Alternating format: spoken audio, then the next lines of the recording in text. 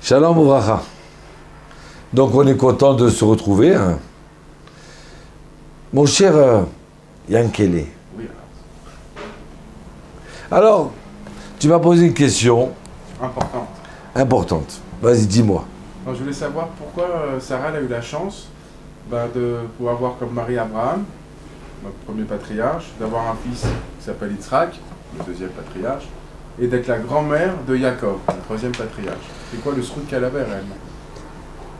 C'est vrai. Bonne question. On passe déjà depuis la création du monde presque 1600 ans. Et voilà que naît Sarah. Sarah qui devient la femme d'Abraham Avinu. Pour quelle raison? Comment une personne, elle peut démarrer sa vie, avancer dans la vie et réussir d'être la femme de l'homme, du héros, du tzaddik, de celui qui va faire naître tout le peuple d'Israël, Abraham Avinu. À un tel point qu'il y a eu plein de femmes qui ont voulu Abraham. Il y a eu plein de femmes qui ont voulu se coller à Yitzhak et Yaakov et qui ont été repoussées parce qu'elles ne méritaient pas. Alors comment une femme elle peut arriver à avoir ce mérite-là? Moi je dirais plus loin que ça. Excuse-moi, je vais affiner ta question. Sarah, c'est la femme de l'histoire. Je crois que on peut rêver d'être une Sarah. Alors venez voir qu'est-ce qu'elle a fait de spécial. La Torah nous dit que à la fin de la paracha de Noach, qu'Abraham, il a pris comme femme Yiska. Yiska. Mais on a dit Sarah. Nous on s'est dit, attends. C'est Yiska, c'est Sarah. Alors mais pourquoi on l'appelle Yiska? Parce qu'elle avait la prophétie sur elle. Il y a un autre sage qui dit, parce que elle était belle. Kula mistakrim biyofia. Tout le monde regardait sa beauté. Parce qu'elle était belle. Alors, ouais, d'accord. Là, ce deuxième exemple, il me fait un peu mal, je comprends pas. Alors, Iska, Abraham, il a pris Iska, pourquoi? Il n'y a pas marqué. Parce qu'elle était belle. Tout le monde regardait sa beauté. Et de l'autre côté, non. C'est parce qu'elle a eu la prophétie. Une différence comme ça de réponse, tellement tellement dans deux pôles différents. Alors venez, j'ai vu un commentaire extraordinaire. Écoutez ça. Et là, comme ça, on explique, Sarah, elle était belle. Mais elle disait, ouais, la honte. Tout le monde me regarde. Ouais, je suis trop belle. Ouh, l'archouma. Mais non, mais c'est pas ça l'essentiel. C'est pas la beauté l'essentiel. Elle était timide. Tu entends, Yankele? Elle était timide, elle avait honte presque d'être belle. Elle disait, mais le plus important, c'est pas ça. C'est l'intérieur le plus important. C'est la beauté intérieure. C'est quoi la beauté intérieure? C'est les qualités humaines. D'être un héros dans l'humilité, dans la gentillesse, d'aider son prochain, aimer les autres. Mais celle qui est belle, il faut regarder souvent comme ça, des fois, des gens comme ça, qui ont des qualités, qui ont un cadeau du ciel, ou la beauté, ou la richesse, mais ils s'aiment qu'à eux-mêmes.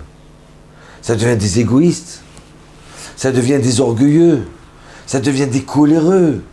Pourquoi? Tout me revient, c'est moi. C'est moi l'artiste. Et puis ils sont tellement désespérés de la vie qu'après ils se droguent. Tu comprends, les artistes, tous ces artistes que soi-disant les petites jeunes filles mettent les affiches dans leur maison, dans leur chambre, que Dieu nous en préserve. Mais c'est pas des exemples, c'est des poubelles. C'est pas les plus belles, c'est les poubelles.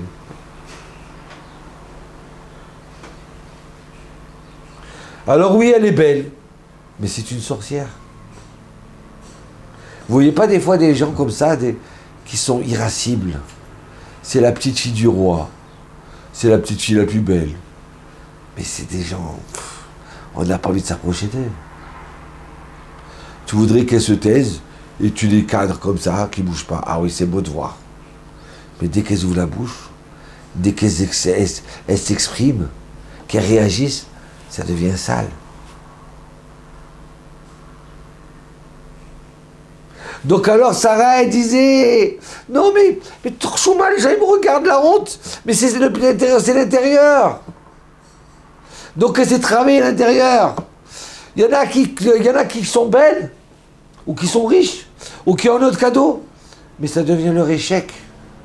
À cause de ça, ils sont tombés. Ils n'ont pas su se relever. Ils ont leur fait leur Dieu. Tu comprends? Donc, mais le plus important, c'est quoi? C'est l'être, c'est pas le paraître. Il y a des gens, ils ont le paraître, et ils se sont effacés entièrement. Comme il y a eu de personnes belles depuis Chava. Sûrement qu'il y a eu plein de femmes qui étaient belles. Mais la première fois qu'on parle de la beauté, c'est quoi? C'est quand Abraham, il doit descendre chez des sauvages en Égypte. Il lui dit, Inena, qui a dati, qui a Fatma. Ah, viens là, je m'aperçois que tu es belle, il lui dit. Inena yadati, qui ishat, qui a Fat Mariat. Oui. Abraham dit, ah, tiens, je m'aperçois que tu es belle. Donc faire attention parce qu'il y a des sauvages. Hein. La beauté, c'est quoi la beauté? La vraie beauté, c'est l'intériorité. C'est vrai que Sarah était belle. Hachem lui dit, Sarah, Sarah, tu t'es pas servi du cadeau pour t'esquinter.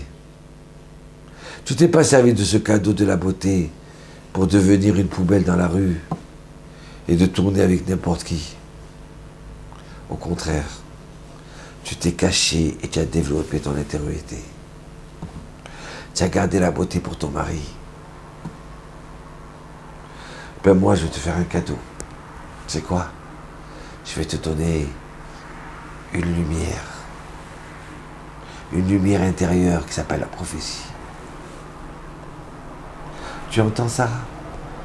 Tu t'es pas servi de cette lumière de la beauté pour t'esquinter? Je vais te donner la vraie lumière. La prophétie. À un tel point que quoi? Que quand Abraham, un jour, il a eu un gros problème d'éducation avec Yitzhak, il ne savait plus quoi décider. Dieu, il dit à Abraham, tout ce que te dit Sarah, écoute-la. Shema Bekola, écoute-la. Pourquoi? Parce qu'elle a la vérité intérieure. Elle a la lumière intérieure. Voilà Sarah. Ça a été la femme de l'histoire. Tu comprends maintenant pourquoi elle a mérité d'avoir Yitzhak? Pourquoi elle a mérité d'avoir Yaakov? Pourquoi elle a mérité d'avoir tous ses descendants? Les Béné Israël. C'est la femme, la mère, Maïmonide, Moshe Rabbeinu, Rabbi Akiva, Rabbi Shimon. Tu comprends? C'est que des fois, on a un cadeau, il ne faut pas s'en servir pour se faire acquérir. Il faut ce cadeau-là, il faut s'envoler, grandir et se rapprocher de Dieu et pas s'éloigner. Combien c'est vrai aujourd'hui, quand tu t'aperçois que tu vois ces femmes belles, ou ces hommes beaux, ou riches, ou quoi que ce soit, mais dès qu'ils ouvrent la bouche, dès qu'ils se comportent, tu as envie de vomir. Excuse-moi de l'expression, bien qu'il est. Il y a combien de gens qui sont partis sur l'extériorité, hein? Ils sont rentrés dans un mur. Voilà, la femme, c'est Sarah. Je suis content que mes filles, elles ont de qui à chercher à ressembler. À Sarah Iman. Vous aussi. Bracha Sarah.